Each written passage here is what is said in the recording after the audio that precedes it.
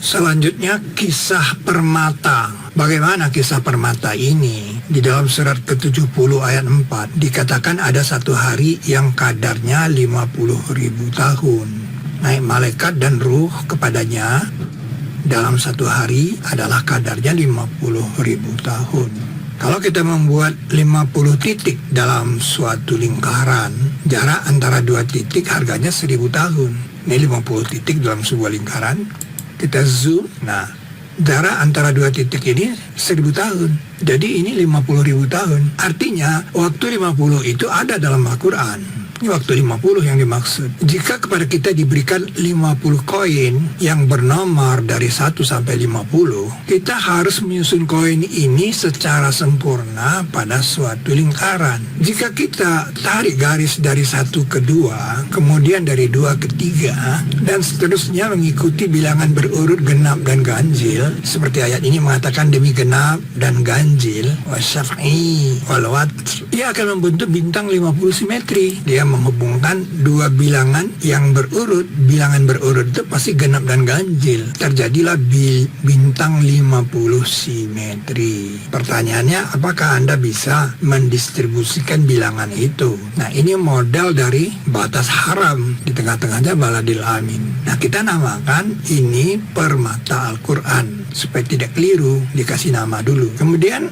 kita tahu bahwa ada 30 set huruf yang mengawali surat Al-Quran. 29 sebenarnya di 29 surat, kecuali di surat ini, surat ke-68 ini, nomornya ini nomor suratnya tidak pernah lebih dari 50 kecuali yang ini. Nah, jadi ini saja, ini yang 28 surat ini sampai 50 saja. Nah, ini menarik, pasti ini ada hubungannya dengan waktu 50. Kalau kita susun secara matrik seperti itu dia. Yang jadi pertanyaan kan, mengapa dia susun seperti ini? Artinya kenapa 1 tidak, kenapa 8 tidak, 39 tidak gitu. Itu jawabnya supaya di sini nanti 39 tidak, 8 tidak, itu supaya ini jadi 3. 1 tidak supaya ini jadi 2. Lalu permata Al-Quran ini dipasangi huruf muqatta'ahnya yang tidak lebih dari 50 itu. Misalnya surat ke-20 kan dibuka huruf nih, kita pasang sini nih Toha. Surat 27 ini kan dibuka nih Tosin. Ini kan surat 46 dibuka huruf nih Hamim.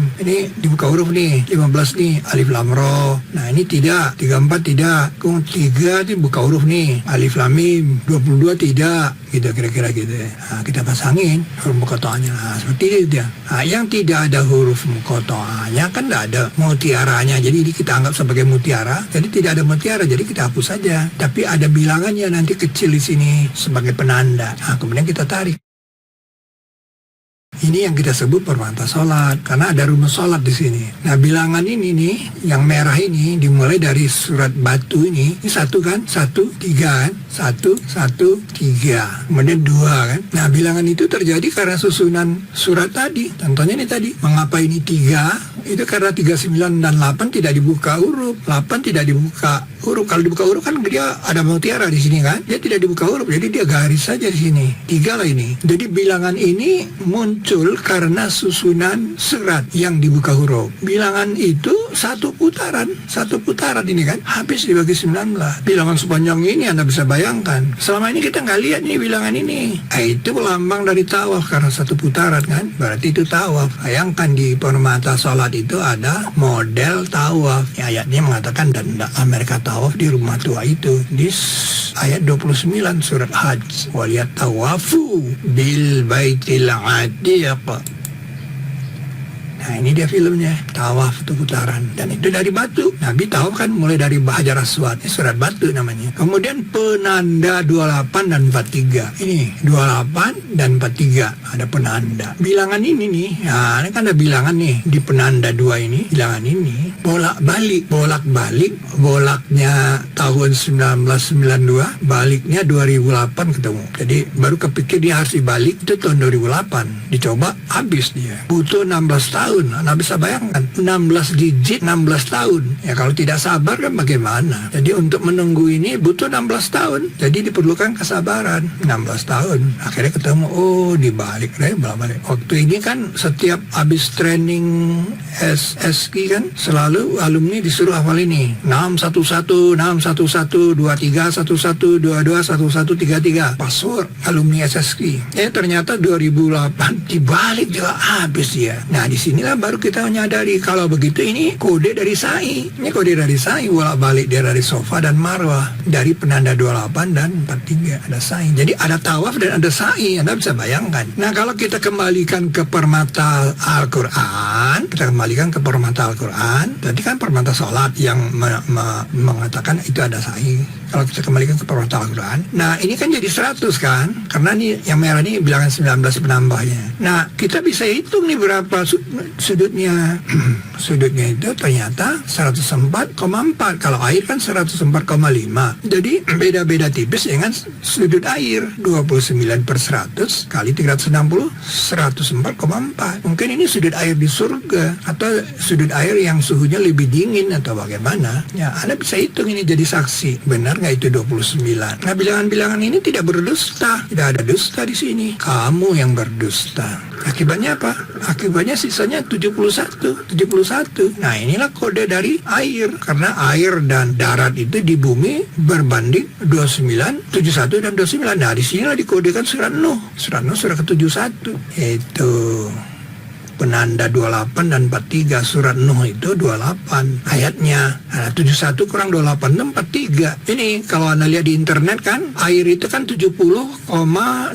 Berarti kan 71 kalau dibulatkan. Ini 29,2. Kalau dibulatkan jadi 29 nih. Jadi 29,71. Jadi bukan sekedar kode surat Nuh 71, tapi kita menemukan bilangan 71 itu, dan sekaligus kita mendapat sudut air di SAI. Ini dia bilangan 43 itu 43% dia nih, dan 28% dia di atmosfer. Ini di kerak bumi, oksigen itu merupakan unsur paling melimpah dalam kerak bumi berdasarkan bobot, dan ada di atmosfer 28%. Jadi oksigen. Jadi kode oksigen di sini. Jadi permata sholat itu dahsyat sekali, permata Al-Quran itu dahsyat sekali. Seperti kita sudah menemukan model bumi gitu. Nah, kalau ditanya sofa yang mana? Kalau ditanya kepada Anda, katakanlah Anda sebagai pakar matematika Islam, saya tanya, sofa yang mana? Anda tidak bisa jawab. Kita tidak bisa jawab. Mana yang sofa? Tidak bisa ngarang-ngarang. Kalau ditanya sofa yang mana, 28 atau ya, kita tidak bisa jawab.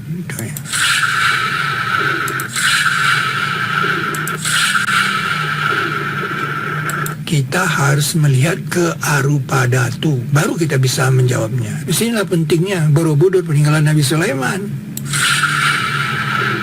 Nih, di Arupadatu dia menjawab 28 itu lebih dekat, berarti dia sofa. Ya, biasa kan? Dari sinilah difahami mengapa sofa lebih dekat ke Ka'bah dari Marwah, sehingga kita faham mengapa Siti Hajar ditinggal di tempat tidak ada air, agar dia lari-lari dengan motor cari air, karena di sana ada sudut air dekat, saudara. Dan ini boleh diukur sudut air. Jadi luar biasa dahsyatnya. Dan itulah kalimat yang disempurnakan oleh Ibrahim. Dia harus tinggalkan keluarganya di sana, di tempat yang tidak ada air. Harus di tempat yang tidak ada air. Sehingga kita mengerti sekarang ada 3 lingkaran di sini. Ini lingkaran makam Ibrahim, lingkaran Sofa, dan lingkaran Marwah. Dan inilah kode kerajaan. Seperti itu kami lihatkan kepada Ibrahim, kerajaan-kerajaan langit dan bumi. Dan seterusnya dia melihat kaukab, lihat bulan, dan lihat matahari. Dan ternyata itu ada di Bromo. Bukan sekedar sudut air, tapi juga ada pintu air di sini. Sehingga kita dapat katakan, kalau begitu Sofa itu bekas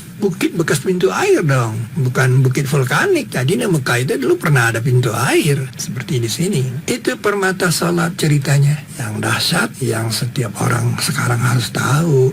Kalau tidak tahu berarti sudah ketinggalan zaman. Itu permata salat.